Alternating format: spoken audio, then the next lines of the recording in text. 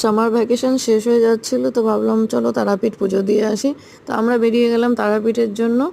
তো দেখো এই ক্লিপগুলো যে আছে, ফটোসগুলো যে আছে, এগুলো এমনি অ্যাড করা হয়েছে। আর এটা হচ্ছে ঠাকুরগঞ্জ স্টেশন। এখানে কোনো ক্লিপ নেওয়া হয়নি আমার। আর এটা আমরা রাত্রে ট্রেনে গেছিলাম, যেখানে ভোরে 4:30টার সময় আমরা রামপুরহাটে পৌঁছে গেছি। এটা হচ্ছে রামপুরহাটের স্টেশন। আর আমরা এখন যাচ্ছি হচ্ছে শেয়ারিং কার নেওয়ার জন্য। এখান থেকে শেয়ারিং কারই যায় তারাপীঠ অবধি। তো আমাদের পার পার্সন 50 টাকা করে নিয়েছিল শেয়ারিং কার, যেহেতু 4:30 বাজছিল ভোরের। তো কোনো গাড়ি যাওয়ার জন্য রেডি হচ্ছিল না, খুবই কম গাড়ি ছিল। তো যাই হোক আমরা যাচ্ছি এখন। আর আমি তার মধ্যেই ছোট ছোট ক্লিপগুলো নিচ্ছিলাম। ভোরের রাত তো খুব সুন্দর লাগছিল, আর পাখিগুলো এত সুন্দর ডাকছিল, কিন্তু তার ক্লিপ আমার নেওয়া হয়নি। যাই হোক, এই যে আমরা যাচ্ছি তারাপীঠের জন্য।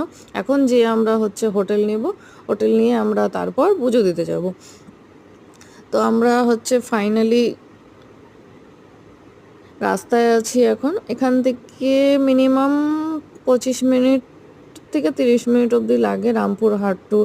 আর এটা হচ্ছে দেখো নদী। এখানে এখানে হচ্ছে তোমার যত শ্মশানের ছাই যা হয় এখানে হচ্ছে ভাসানো হয় মায়ের।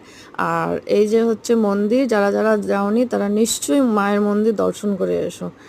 আর এটা আমরা পুজো দিয়ে এখন এই যে রওনা হচ্ছি। Bye, thank you.